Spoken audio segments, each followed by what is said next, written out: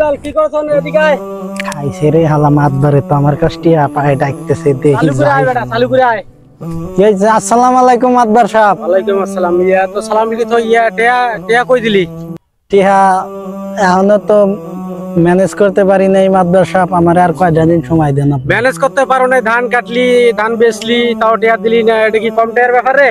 হ্যাঁ টিয়া দেস না কারণটা কি? মাতবার সাহেব আমি তো একটু সমস্যার মধ্যে আছি, আপনি আমার আর কয়টা দিন সময় দেন। এই সমস্যার মধ্যে কয় বছর তুই সমস্যায় থাকবি? কয় বছর তোরে দেখমু কা? তুই আমার চেনস?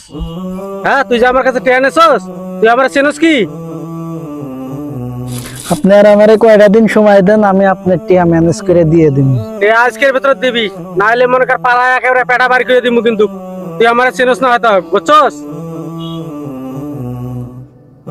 আজকে দিনের ভিতরে জামিনে পারস টিয়া ম্যানেজ করে দিবি। কি কইলাম শুনছস? শুনছি, আপনি আমার আর কয়টা দিন সময় দেন, আমি আপনার টিয়া ম্যানেজ করে দিয়ে দিব। কিভাবে তোরে সময় দিবি? কত বছর তোরে সময় দিছি, তারপর তোর টিয়া দেওয়া সময় হয় না। এখন কি করবি কদিন চালু করে ক।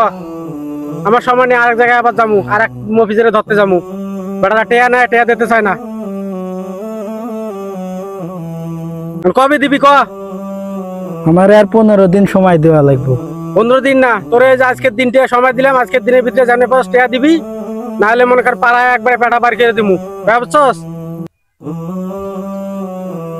আল্লাহ, আমি তো মাতবারের কাছ থেকে 15 দিন সময় নিলাম।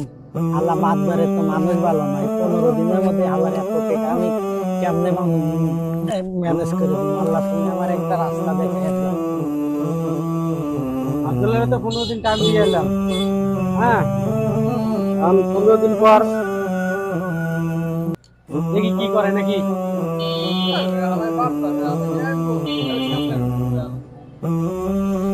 ভয় আইলাম 15 দিন পর টিয়াটা নামলে দেবু পাড়া।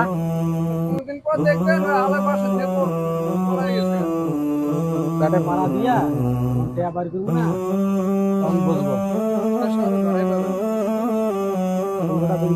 কি করবো।